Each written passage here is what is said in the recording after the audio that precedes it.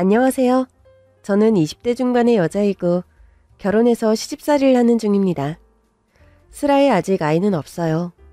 대신 고등학생인 남동생이 있는데 가정 형편상 제가 결혼한 후에도 남동생을 데리고 함께 시댁에서 생활 중입니다. 평범한 시집살이는 분명 아니죠. 결혼도 또래 친구들에 비해서는 일찍 한 편이라고 할 수 있죠. 요즘은 웬만해선 30 전에 결혼하는 여자들이 많지 않은데 전 대학을 다니다 중퇴해서 지금의 남편과 결혼한 경우입니다. 누나, 나까지 누나 시댁에 얹혀 살아서 미안해. 대학만 가면 기숙사를 가든 원룸을 얻든 해서 여기서 나갈게. 서은아, 그런 소리 하지 마. 누나 집에 살면서 그런 얘기할 필요 절대 없어. 솔직히 여기가 누나 집이라는 생각은 안 들어. 누나도 시댁에 얹혀 사는 건데 뭐. 얹혀 살다니. 우리가 무슨 객식구처럼 말하는구나. 네가 매형이랑 매형 가족들하고 한 집에 산다고 불편한 건 알겠는데 제발 그런 말 하지 말고 좀 편하게 생각해라. 응? 그러려고 하는데 솔직히 누나 시어머니가 나랑 누나 별로 안 좋아하잖아. 나 때문에 더 누나 시집살이 시키는 것 같아서 괜히 내가 미안해. 서은아, 그건 절대 아니야. 그거야말로 네 오해다. 너랑 나만 있으니까 하는 소린데 솔직히 우리 시어머니가 너 때문에 누나 시집살이 시키는 사람은 아니야. 원래 그렇게 생겨먹은 사람이라 그런 거지. 하긴 누나 시어머니는 그냥 처음 봤을 때부터 인상이 안 좋았어. 둘이서 또 뭘 그리 미주알 고주알 소곤거리니? 어머니 오셨어요? 그래. 저녁밥 먹을 시간 다 됐는데 여태 그리 꾸물거리고 있으면 어쩌자는 거야. 밥은 안 쳐놨고 이제 찌개만 끓이면 돼요. 말만 하지 말고 서둘러라. 네 시아버지 저녁밥 시간 늦는 거 제일 싫어하는 사람인 거 몰라? 네, 알겠습니다, 어머니. 사돈 총각은 할 일 없으면 나가서 분리수거나 좀 버리고 와. 네. 결혼하고서 남동생을 데리고 시댁에 사는 저는 여러 가지로 눈칫밥을 먹고 사는 형편입니다. 친정부모님은 어디 계시길래 남동생을 데리고 시집살이를 하냐고요? 사실은요, 제 가정사가 유복하고 무난한 편이 못 됩니다. 그렇다고 처음부터 저희 친정이 그런 집안 환경은 아니었습니다. 코로나 사태가 터지기 이전 아빠의 사업이 잘 굴러가던 때만 해도 누구보다 유복하고 잘 사는 집이 저희 집이었으니까요. 선이야, 이번 생일에 뭐 가지고 싶은 거 있어? 아빠, 저 수능 끝난 기념으로 유럽 여행 가고 싶어요. 너 자꾸 혼자 배낭여행 떠난다는데 여자애가 위험하게 어떻게 혼자 여행을 간다는 거니? 엄마, 왜 못 가요? 밤늦은 시간에는 혼자 안 돌아다니고 숙소도 좀 안전한 곳으로만 돌아다니면 상관없어요.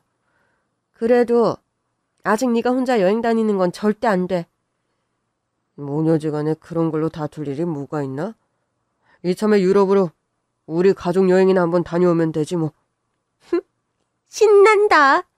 진짜 가족여행 가는 거예요? 뭐 가족여행이라면 엄마가 반대할 이유는 없지. 그럼 나도 가는 거죠, 아빠? 우리 집 귀염둥이 막내가 빠지면 가족여행이 아니지. 안 그래? 아빠도 참.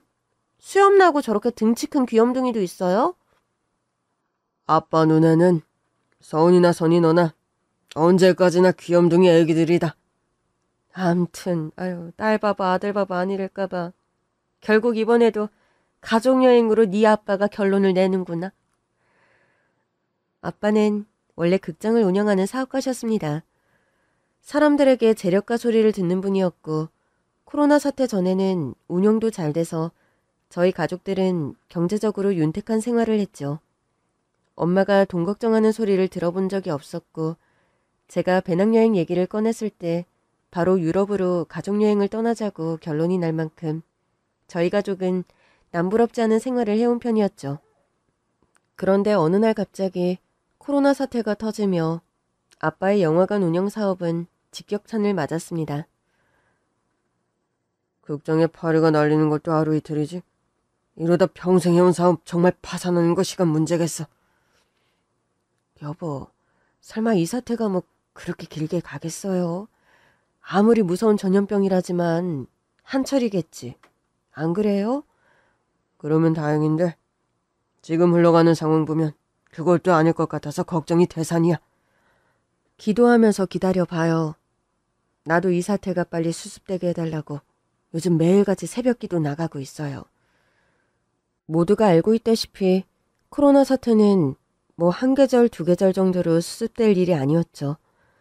몇 년씩이나 계속된 전 세계적인 재앙이었고 사회 곳곳에 많은 변화를 불러일으킨 일대의 사건이었습니다. 그리고 그 직격탄은 저희 아빠 사업에도 예외가 아니었죠. 사람들은 공공장소에 나가는 걸 꺼려하는 사회 분위기가 만연했고 영화관에 오는 사람들의 발길은 점점 줄어들었죠. 대규모로 극장을 운영하시던 아빠는 결국 경영난을 극복하지 못하고 파산 절차를 받게 되었습니다. 게다가 그때 더 문제였던 건 극장을 헐값에 넘기려 해도 인수받으려는 사람이 없어서 엄청난 빚더미에 앉게 된 거였습니다. 돈을 융통하려고 해도 더는 답도 없고 사채를 썼는데 갚는 길이 막막한 상황이야. 그래도 급한 건은 넘겼으니 어떻게든 버텨봐야죠. 당신하고 애들한테 면목이 없네. 그런 소리 하지 말아요. 지금 이 사태가 벌어진데 당신 잘못은 하나도 없어. 여보, 우리 사는 집도 아마 처분해야 할 거야. 좁고 낡은 집으로 가야 할 텐데 괜찮겠어? 여보, 지금 그게 문제가 아니잖아요. 일단 이 위기를 넘기는 게 문제지. 당신 덕분에 이날 이때껏 돈 걱정 안 하고 좋은 집에서 잘 살았는데 앞으로 고생한다고 해서 당신 원망할 만큼 나 양심 없는 여자 아니야. 그러니까 그런 걱정은 넣어둬요. 네? 미안해 여보. 옛날에 당신에게 청혼할 때 평생 손에 물 안 묻히고 살게 해주겠다고 그렇게 큰 소리치고 내게 시집 오게 했는데 여보, 그런 소리 말아요. 울지도 말고. 당신과 결혼해서 내가 얼마나 행복했는데. 우리 선이랑 서은이 같은 아이들도 없고 살면서 한 번 위기 없는 집이 어디 있겠어? 우리 애들 생각해서 꿋꿋하게 좀 이겨내봐요. 나한테 타박하는 소리 한마디 없고 당신한테 참 미안하고 고맙다. 어려운 시절이 닥쳐온 게 사실이었지만 엄마 아빠는 흔한 부부싸움 한번 하지 않고 묵묵하게 그 상황을 이겨내려고 갖은 노력을 하셨습니다. 그렇지만 한번 하얀 길을 걷기 시작한 아빠의 사업은 좀채로 회복의 기미를 보이지 못했어요. 살던 집은 경매로 넘어갔고 매일 빚쟁이들이 집에 찾아오는 악몽 같은 나날이 시작됐습니다. 이자 밀린 지가 언젠데 아직도 강간무소식이야? 제발 집에까지는 찾아오지 말아달라고 그리 부탁드렸지 않습니까? 나가서 이야기하시죠. 왜? 애새끼들 듣는 앞이라 창피하다 이건가? 나오세요. 나가서 얘기하자니까요. 똥낀 놈이 성내는 것도 아니고 이게 뭐 하자는 거야? 돈을 꿔갔으면 제때 갚아야지. 남의 돈 날름 먹고 편하게 집구석에서 애새끼들이랑 밥이 목구멍으로 넘어가냐고, 어? 이번 주 안으로 밀린 이자는 당장 해결하겠습니다. 그러니 제발 이번 한 번만 제 사정을 좀 봐주세요. 예? 돈 갚을 능력이 없으면 애초에 꾸질 말아야지. 명심해. 난 여태껏 한 번도 돈 떼어본 적이 없는 사람이라는 거. 내 돈 떼어먹은 놈의 말로가 어떻다는 건 김 사장도 아마 잘 알 거야. 무자비한 협박을 일삼는 사채업자들이 하루 걸러 집을 찾아왔고 아빠의 안색은 눈에 띄게 나빠졌습니다. 그러던 어느 날이었어요. 그 전날 밤에도 돈 갚으라는 성화에 한참 시달리고 속상해하시던 아빠가 소주 한 병을 먹고 잠이 드셨습니다. 전날 평소보다 과음하신 데다 유달리 힘들어하시던 아빠가 걱정돼서 전 아침에 학교에 일찍 가려다 안방문을 열어보았죠. 엄마는 아침 식사를 준비 중이셔서 아빠 혼자 주무시고 계셨는데 아빠, 속은 좀 괜찮으세요?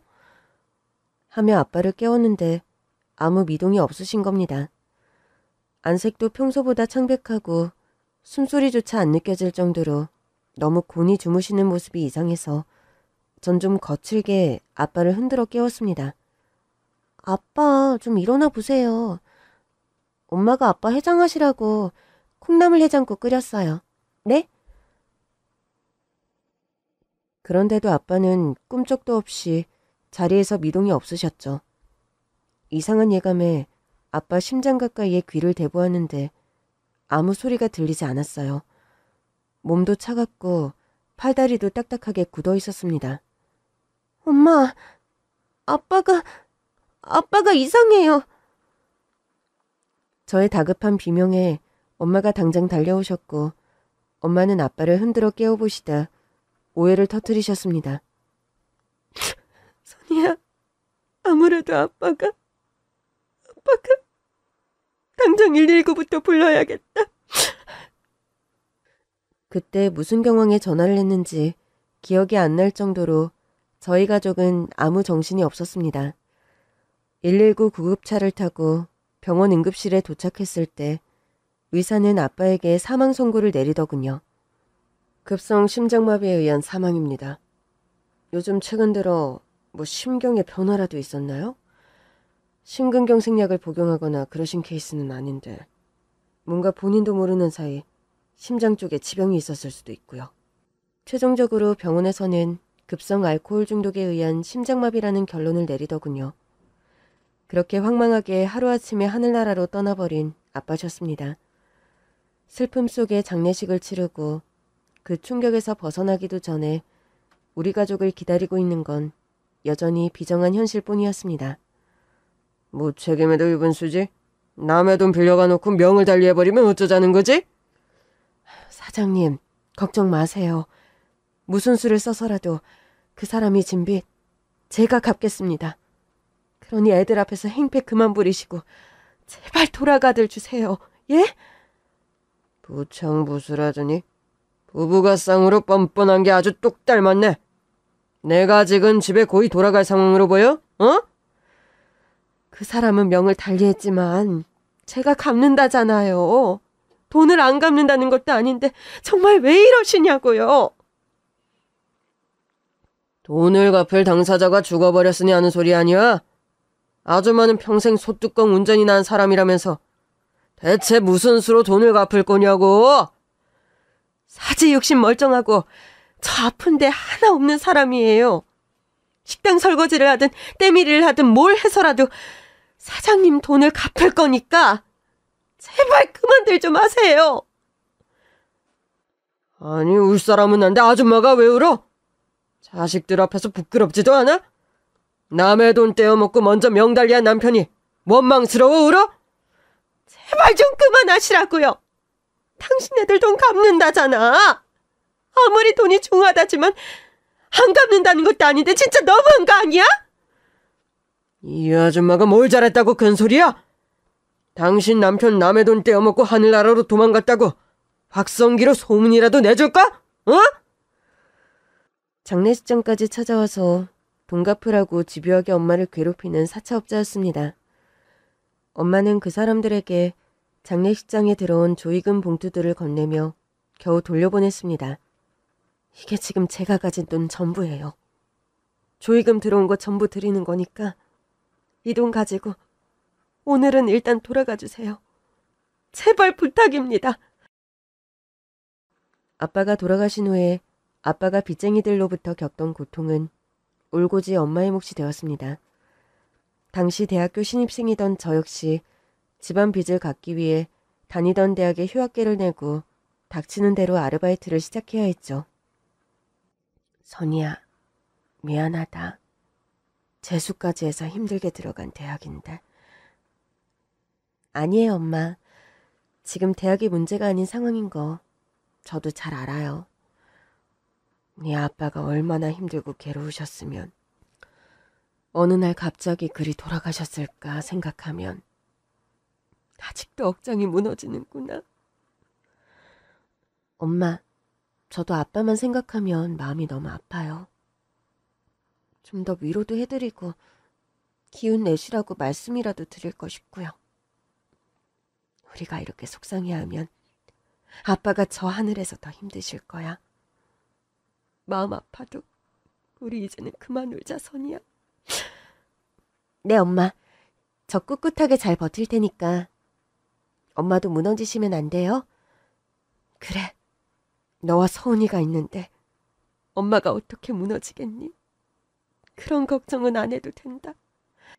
부잣집 사모님으로만 평생을 사신 엄마였는데 식당 설거지며 건물 청소까지 닥치는 대로 일을 하며 생업전선에 나선 상황이었습니다. 그런데 저희 모녀가 몸이 부서지게 일을 해도 막대한 사채빚을 감당하는 건 불가능했어요. 계란으로 바위치기라고 해야 할까요? 시간이 점점 흐르면서 아빠가 극장 사업이 망하며 생긴 빚의 금액이 엄마와 제가 그런 허드렛 일을 하며 갚아나가기엔 정말이지 난공불락의 돈이 되어갔던 겁니다. 게다가 제 3금융권의 빚이라는 게 그 이자가 나날이 눈덩이처럼 불어나서 엄마의 시름은 하루하루 깊어지기만 했습니다. 집이 경매로 넘어가며 솔직히 원금은 거의 다 갚았는데 그 이자가 원금을 넘어선 상황이 되어버렸구나. 아무리 이자 장사라지만 무슨 이런 식의 돈 계산이 있는 건지. 돌아가신 아빠 대신 엄마가 사채업자들에게 시달리던 어느 날이었습니다. 사채업자들의 사무소로 불려간 엄마가 한참 돌아오시지 않아 집에서 동동거리며 걱정하고 있는데 말도 안 되는 끔찍한 몰골로 엄마가 집에 돌아오신 겁니다. 엄마, 무슨 일이에요? 설마 그 사람들한테 폭행당한 거예요? 선이야, 엄마가 긴 말은 못하겠고 오늘 그곳에서 좀 안 좋은 일이 있었던 건 사실이야. 불이 나서 정신없이 그곳을 뛰쳐나왔고 불만 난 게 아니라 엄마 얼굴에 멍들고 분명 그것들이 엄마한테 손찌검한 거 맞는 것 같은데요. 엄마, 이럴 게 아니라 경찰에 신고해요. 돈 꾼 게 죄도 아닌데 그 말도 안 되는 이자 감당하면서 이런 일까지 당해야 하냐고요. 그런 식으로 해결 가능했으면 엄마가 언제 경찰에 신고했지. 그런 게 먹힐 사람들도 아니란다. 애초에 그런 곳에서 돈을 꾼 아빠와 엄마가 잘못이야. 불이 났다니 그건 또 무슨 말이에요, 엄마? 자기네 사무실에 날 끌고 가더니 협박이 안 먹히니까 그것들이 무력을 썼는데 엄마가 정신을 잃을 쯤 건물에 불이 났다. 아니, 세상에 어떻게 그런 일이... 선이야, 잘 들어. 정신없는 와중에 그 사람들도 밖으로 다 빠져나갔어. 그런데 이번 일이 차라리 엄마는 기회인 것 같다. 엄마, 그게 대체 무슨 말씀이세요? 엄마가 거의 초죽음 상태로 쓰러져 있는 와중에 불이 나서 지금 그 사람들은 엄마가 잘못된 줄 알 거야. 그래서요? 이참에 차라리 엄마를 죽은 사람으로 만드는 게 우리가 이 지긋지긋한 빚의 사슬을 벗어나는 길 같구나. 어차피 애진작 원금은 다 갚았는데 불어난 이자 노름으로 저리 우리를 괴롭히는 사람들이니 엄마 장례 간단히 치르고 엄마 돌아가셨다고 해. 상속 포기 절차 먼저 밟고. 알아들었니? 아니, 엄마를 돌아가신 사람 만들라는 거예요? 영원히 아니고 한 몇 년만 그러고 살자. 그것들 기억 속에서 잊히고 일 마무리된 다음 엄마가 좀 돈도 모으고 해서 너희들한테 다시 찾아올게. 알아들었어? 엄마, 아무리 그래도 어떻게 엄마를 죽은 사람 만들어요? 장례식만 간단히 치르고 한 몇 년만 따로 지내자. 어차피 한국에서는 엄마가 답이 안 보여서 베트남 이모 집에 가서 일 좀 알아볼게. 한동안 엄마가 연락 안 돼도 걱정하지 말고 서은이랑 잘 지내고 있어. 알았니? 넌덜머리 나는 사채빚의 사슬에서 벗어나기 위한 방법으로 엄마와 저는 그때 그런 방법을 택했고 몇 년 동안 엄마 얼굴을 보지 못하고 지내는 상황이었죠. 그때 엄마가 끌려갔던 사채업자들의 사무실 건물은 화재로 완전히 전소되다시피 했고 장례식장에 찾아왔던 사채업자는 엄마가 돌아가신 걸로 알고 돌아갔습니다. 그런 우여곡절 끝에 빚 문제에서 벗어났지만 고등학생인 남동생과 제가 먹고 사는 일 또한 녹록치 않은 일이었습니다. 저는 당시 일손이 많이 필요했던 마스크와 손소독제 공장에 취직을 하게 되었어요. 그 공장이 지금 시어머니가 운영하는 공장입니다. 대학을 중퇴하고 종일 공장에서 일하던 저였는데 당시 저를 졸졸 쫓아다니던 공장장, 지금의 남편과 연애 후 결혼하게 되었던 겁니다. 선이야, 난 그저 널 지켜주고 싶을 뿐이야. 날 왜 지켜주고 싶은데요? 그걸 말이라고 묻니? 내가 널 좋아하니까, 사랑하니까 지켜주고 싶지.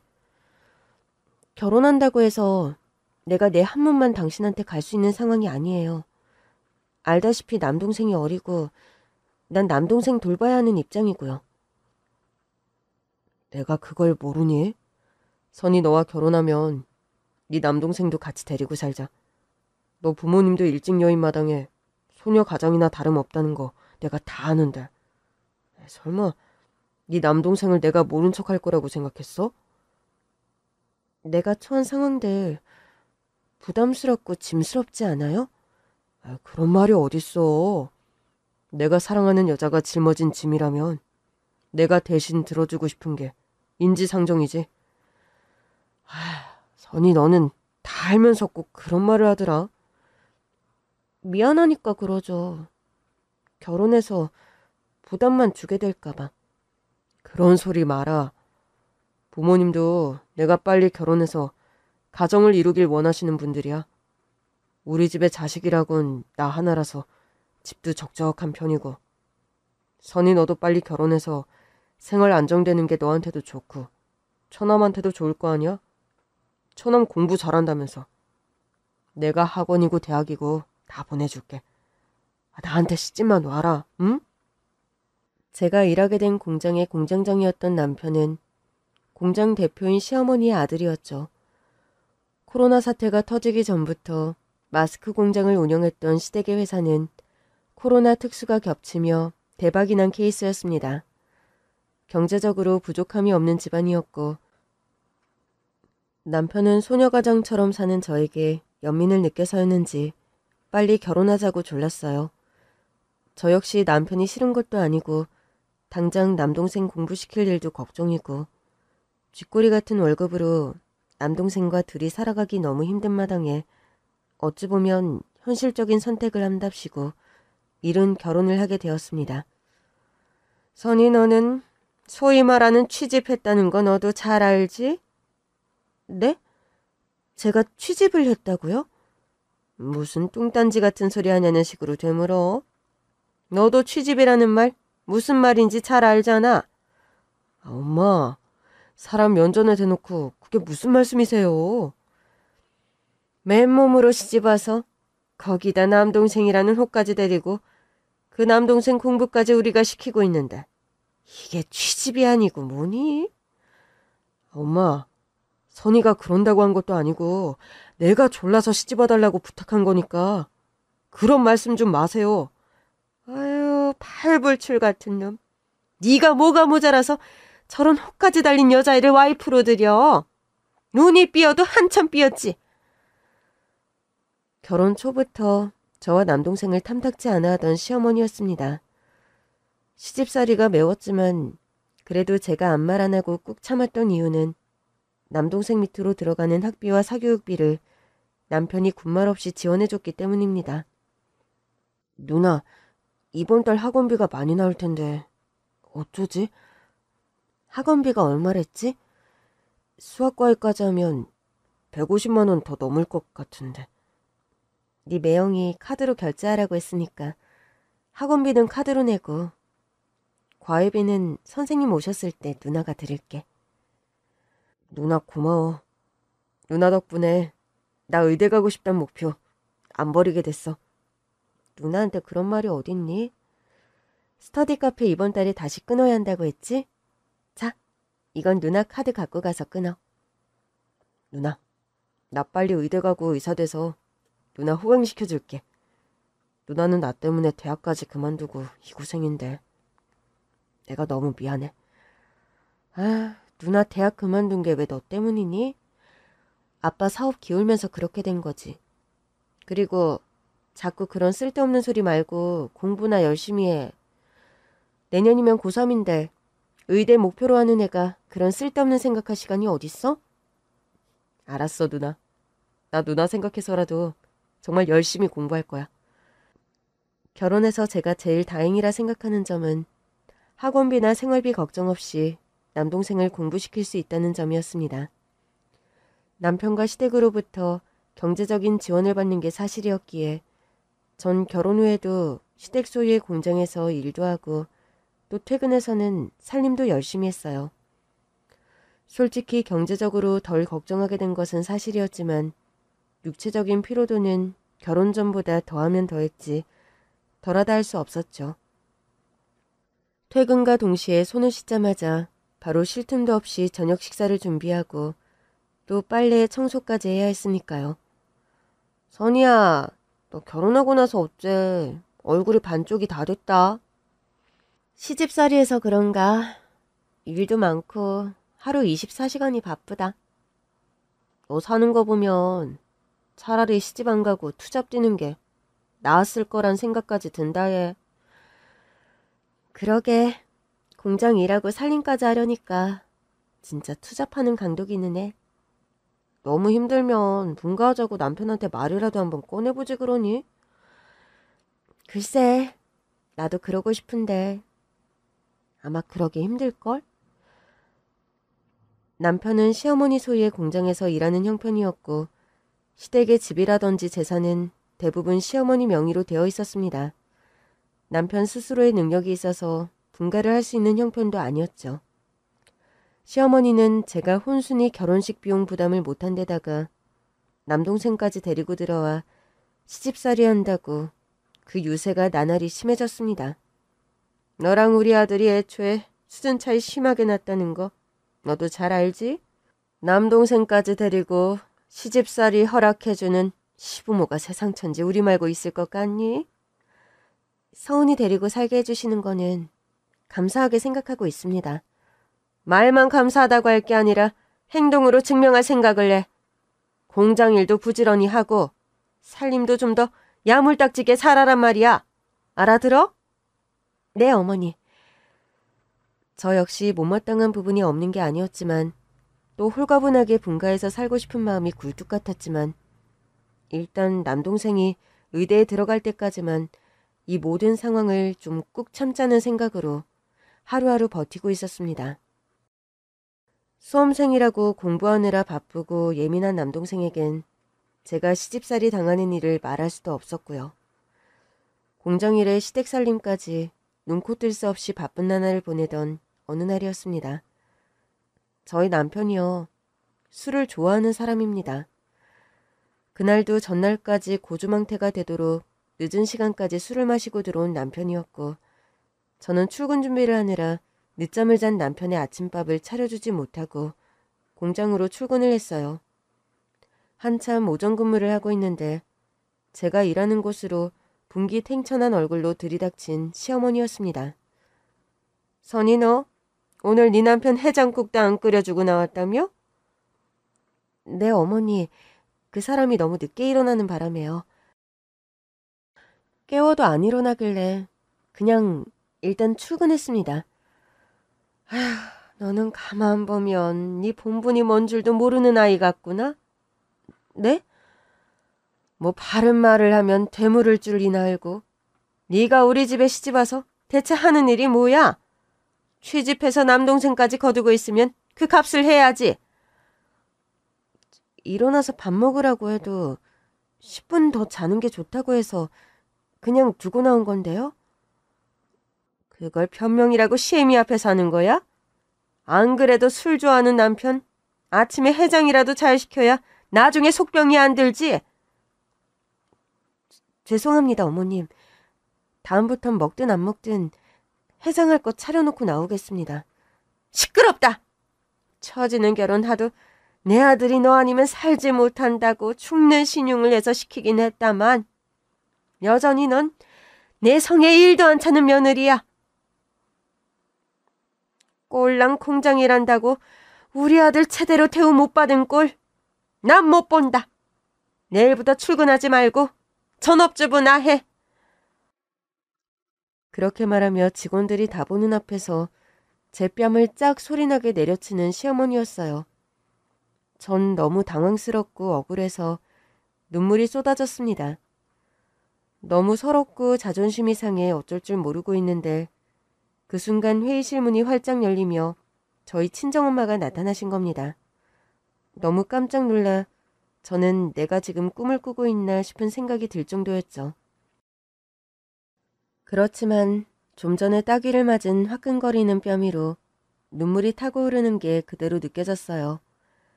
확실히 꿈은 아니구나 실감하고 있는데 이 나쁜 년 같은 이라고 부하 직원들 보는 앞에서 내 딸 뺨을 쳐?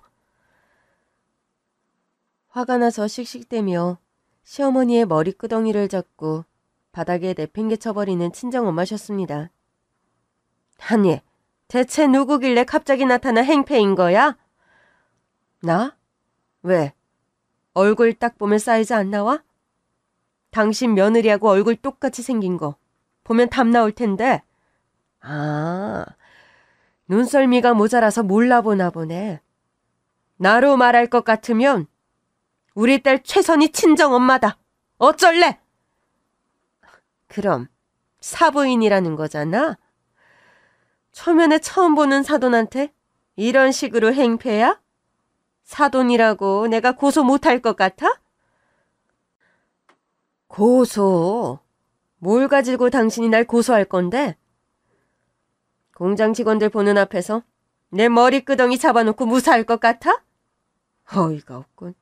그래, 날 고소해. 나 역시 우리 딸이 폭행당해 방어 차원에서 때렸다고 할 거니까. 피차 쌍방과실인데 내가 뭐가 겁날 것 같아? 겨우 상황이 일단락되고 나서 전 엄마를 모시고 밖으로 나왔습니다. 아니 엄마, 이게 대체 다 어떻게 된 일이에요? 갑자기 들이닥치려고 한 건 아닌데. 너 사는 상황을 네 친구랑 서은이한테 미리 듣다 보니 엄마가 화가 나서 엎어버렸다. 엄마, 우리 시어머니 보통 성격 아닌데 어쩌시려고요? 네가 뭐가 모자라서 저런 집구석에서 저런 대우를 받고 있어. 네가 엄마한테 말도 안 하고 결혼해버려서 엄마가 얼마나 놀랐는 줄 알아? 엄마랑 한동안 연락도 안 됐고 제 상황에서는 결혼만이 서은이도 공부시키고 생활할 방도가 마련되는 길이라서 어쩔 수가 없었어요. 못난 이 엄마 아빠를 탓하지 누굴 탓하겠니? 그만 울어라 선이야. 널 욕하려던 게 아니니까. 엄마, 대체 어디서 어떻게 지내다 이제 오신 거예요? 너에게 풀어놓을 이야기가 아주 길다. 그리고 그 전에 네가 알아야 할 중요한 사실이 있어. 내가 알아야 할 일이라니 그게 뭔데요, 엄마? 네가 하도 급하게 결혼했다 해서 아무리 생각해도 네 남편 되는 사람 말이다. 재우 씨가 왜요? 얼굴 한번 못 봤지만 사위라는 남자가 어떤 녀석인지 알고 싶어서 엄마가 너 몰래 뒷조사를 좀 했어. 아니, 엄마 왜 그렇게까지... 서은이 말 들으니 공장 일도 부지런히 안 하고 맨날 술만 먹고 들어오는 놈팡이라면서? 아직 너랑 그 사람 사이에 아이도 없다면서 아닌 놈 같으면 당장 정리하게 하려고 알아봤다. 그래서요? 알아봤더니 뭐가 나오긴 나오고요? 충격받기 전에 아이스 커피나 일단 한 모금 해라. 뿜을 수 있으니까 천천히 다 삼키고 보고. 엄마는 제 눈치를 살피시며 서류 봉투 하나를 건네시는 겁니다. 전 엄마가 시키는 대로 아이스 커피를 꿀꺽 삼키고 심호흡까지 한번 한 다음에 그 봉투를 열어보았어요. 봉투 안에 뭐가 있었길래 엄마가 그리 결단 어린 말까지 했냐고요? 참 어이없게도 봉투 안에는 남편의 외도와 불륜을 입증하는 난잡한 사진들이 가득했습니다. 아니 이게 대체... 여자가 한둘이 아니잖아. 한 명은 나도 아는 공장 직원이고 또 한 명은 이거 대체 누구지? 너만 공장 일에 살림에 몸이 2개라도 모자랄 지경으로 쇠가 빠지게 고생하고 네 남편이란 작자는 그러고 돌아다니는 것도 몰랐지?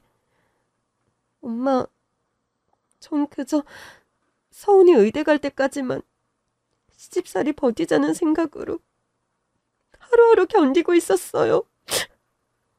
엄마가 그걸 왜 몰라?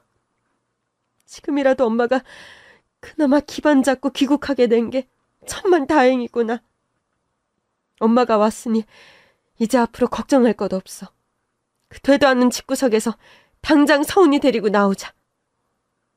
엄마, 그런데 우리 세 식구 살 집이나 있어요? 선이야, 걱정 마라. 엄마가 베트남 가서 우리 먹고 살 만큼 돈 벌고 왔어. 엄마가 무슨 수로요? 지난 3년 베트남서 안 해본 일 없이 엄마가 이것저것 시도를 많이 했다. 그런데 얼마 전에 아빠가 극장 사업할 때 알던 아주 친한 사장님을 베트남 현지에서 만나게 됐다. 예전에 사업 망할 뻔했을 때 아빠가 도와주셔서 기사회생 하셨다는 그 박 사장님이요? 그래, 그분이 베트남서 여전히 극장 사업 하시는데 본인 하던 극장 사업을 엄마한테 넘겨주셨다. 그럼 박 사장님은요?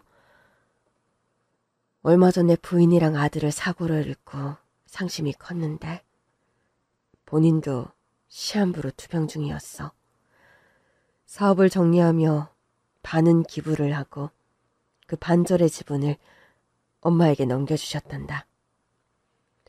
베트남의 박 사장님으로 말할 것 같으면 아빠의 고등학교 동창입니다. 옛날부터 극장을 운영하셨던 친할아버지는 동네서도 유지셨는데 아빠의 그 동창분이 대학 가는 등록금까지 지원을 해주셨다네요. 아빠의 동창분인 그 박 사장님은 가난한 집 아들로 고학 중이었는데 친할아버지의 도움으로 대학을 졸업할 수 있었죠. 나중에 나이가 들어서도 한국서 사업을 하다 대차게 말아먹었을 때 기사회생하도록 조건 없이 큰 돈을 저희 아빠가 지원해 주셔서 베트남으로 이주한 뒤 사업 재기에 성공한 분이었고요. 인생 위기의 순간마다 절 구해준 게 아빠였다면서. 자기가 이룬 거의 절반은 우리 몫이라며 베트남 극장 사업을 그대로 물려주셨다. 그게 최근 일이고 엄마가 그걸 경영하게 된 거야. 엄마, 베트남은 극장 사정이 괜찮아요? 코로나 사태 여파가 거긴 한국보다 덜한가요? 아직 우리나라만큼 OTT나 휴대폰으로 뭘 보는 문화가 덜해서 극장 산업이 아직 그곳은 성수기야. 극장일 뿐 아니라 커피 사업도 같이 엄마가 물려받아서 매출이 아주 괜찮은 편이란다. 엄마는 그렇게 돈을 모으고 베트남에서의 사업이 안정되자마자 한국으로 귀국하신 거였습니다. 너하고 혹시라도 연락 주고받고 만나고 했다가는 그 옛날 사채업자들에게 발목이 잡힐까봐 연락도 제대로 못했는데 네가 저런 집구석에 시집가 있을 거라곤 꿈에도 생각 못했다. 현실적인 문제들이 너무 힘들어서 너무 경솔하게 결혼을 했어요. 엄마, 그건 누구의 잘못도 아니고 제 잘못이에요. 아니다. 22살짜리 여자애가 남동생까지 거두며 살아야 하는 상황에서 무슨 이성적인 판단이 가능했겠어? 너와 서은이를 내팽개치고 떠날 수밖에 없었던 엄마 잘못이다. 엄마, 울지 마세요. 모든 게 다 잘 정리됐고 엄마는 베트남서 귀인분을 만나 사업적으로 재기까지 하셨잖아요. 그래, 이제는 베트남이랑 한국 오가면서 사업할 일만 남았다. 아니면 너랑 서은이를 데리고 그곳으로 이주할까 고민 중이기도 하고.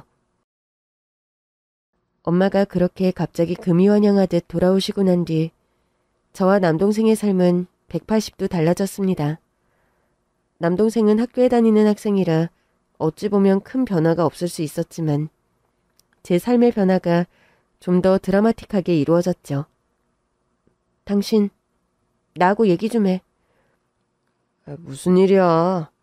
오늘 공장에 장모님 다녀가셨다면서?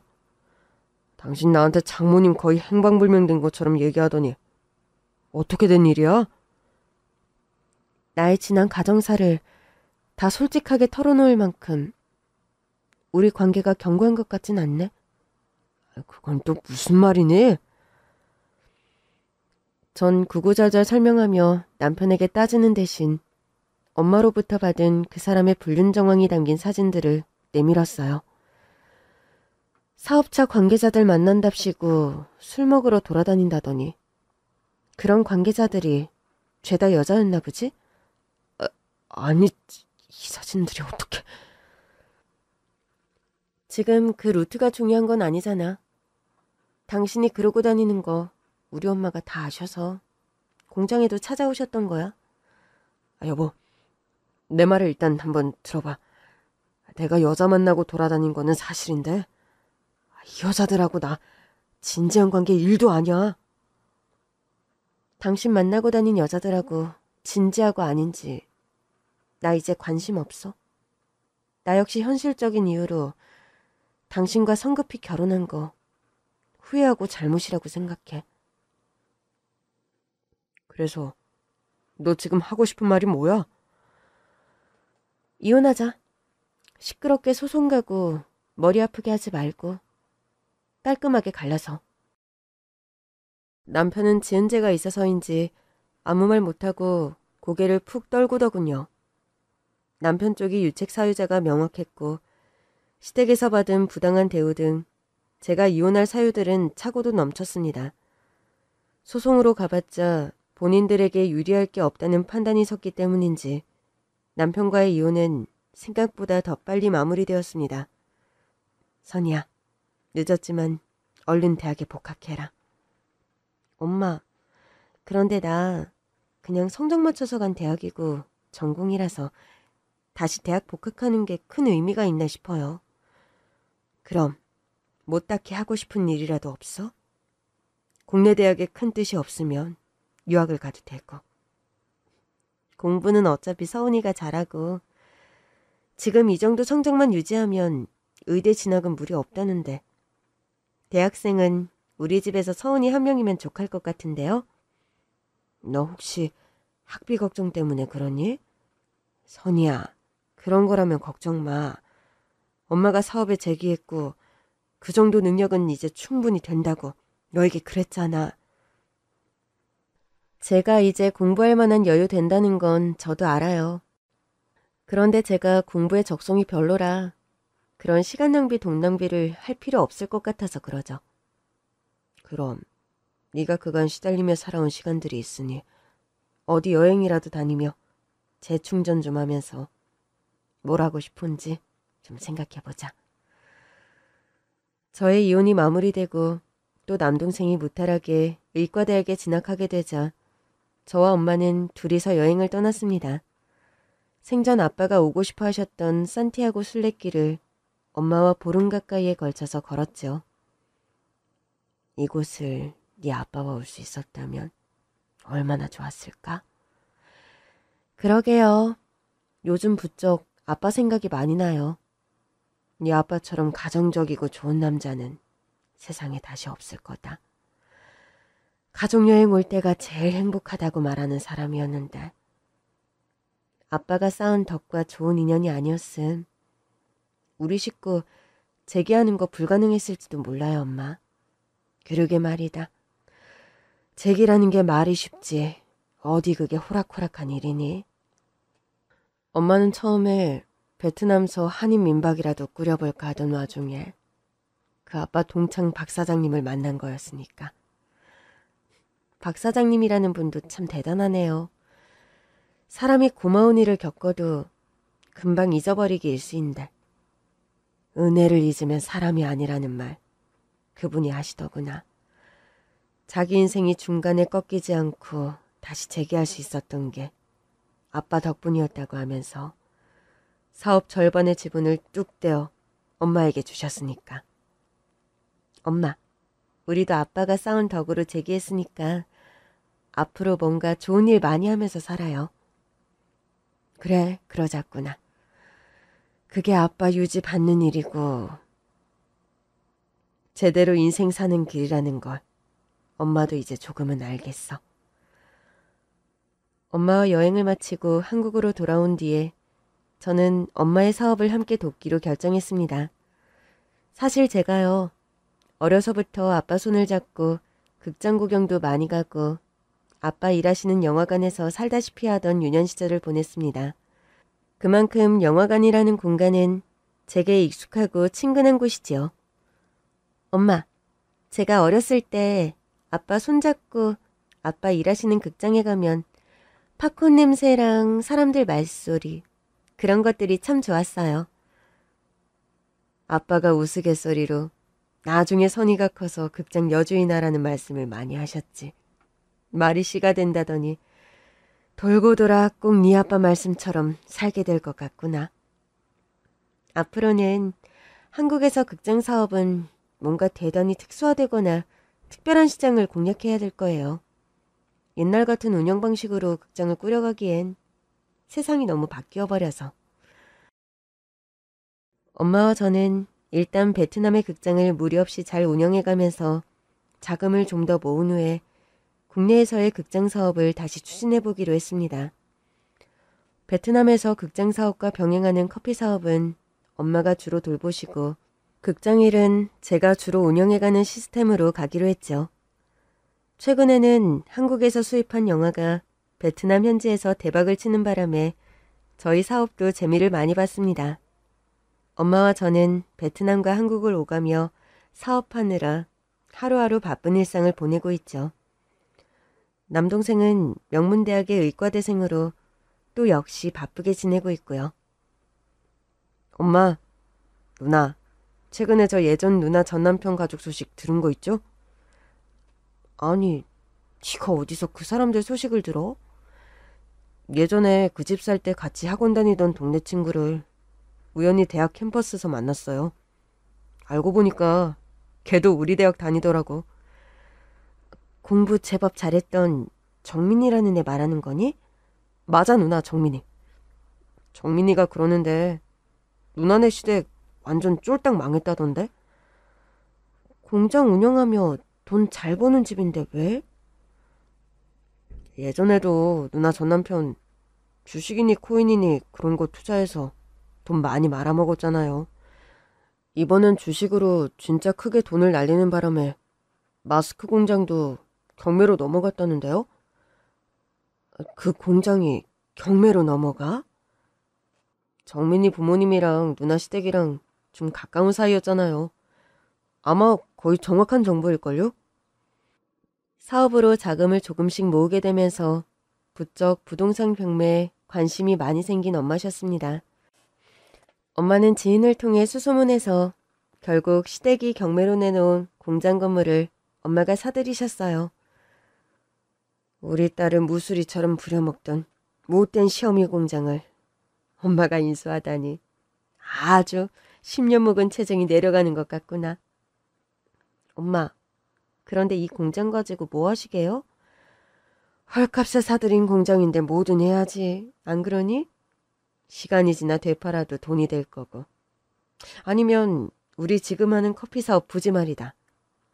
이곳에다 추진해볼까? 그 구상도 하는 중이다.